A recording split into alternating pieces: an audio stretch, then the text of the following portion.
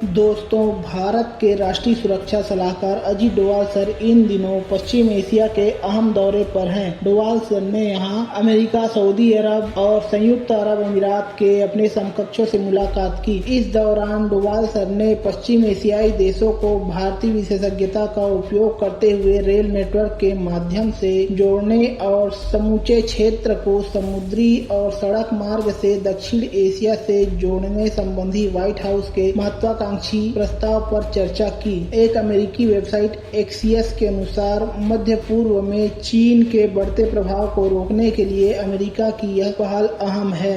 भारत की भी इस परियोजना में काफी दिलचस्पी है, क्योंकि इससे कई सामरिक उद्देश्य पूरे होते हैं। दरअसल चीन के belt and road initiative vision का पश्चिम एशिया एक अहम हिस्सा है। चीन की अगुवाई में सऊदी अरब और ईरान के बीच जो समझौता हुआ है, उसके बाद अमेरिका और भारत चौकन्ने हो गए हैं। पश्चिमी एशिया में चीन का बढ़ता राजनीतिक असर भारत के लिए भी चिंता का विषय बना हुआ है। इससे पश्चिम एशिया के भारत के हितों के प्रभावित होने का खतरा बढ़ गया है। यह इलाका भारत की ऊर्जा सुरक्षा के लिए काफी अहम है।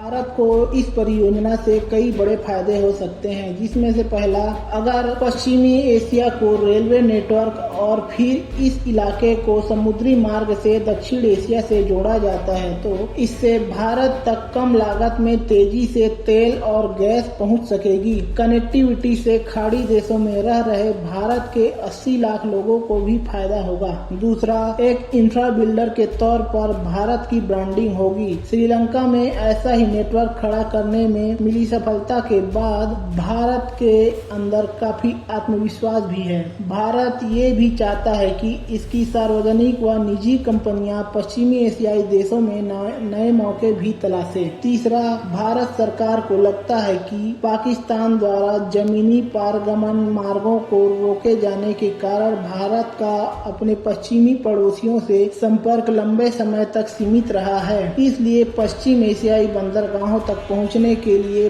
भारत शिपिंग मार्गों का उपयोग करना चाहता है। पश्चिम एशिया या दक्षिण पूर्व को दक्षिण एशिया से रेल तथा समुद्री मार्ग से जोड़ने का विचार I2U2 फोरम के पिछले 18 महीने की बातचीत के दौरान सामने आया। इस फोरम में अमेरिका, इजराइल, UAE और भारत भी शामिल है। बाइडेन प्रशासन ने इसमें सऊदी अरब की भागीदारी पर जोर दिया था। इस पहल से लेवांत और खाड़ी क्षेत्रों में अरब देशों को रेल नेटवर्क से जोड़ने में मदद मिलेगी। रेल नेटवर्क में भारत की विशेषज्ञता इसमें अहम भूमिका निभा सकती है। चीन को ध्यान में रखते हुए इजराइल ने इस इलाके को आपस में जोड़ने का प्रस्ताव रखा था।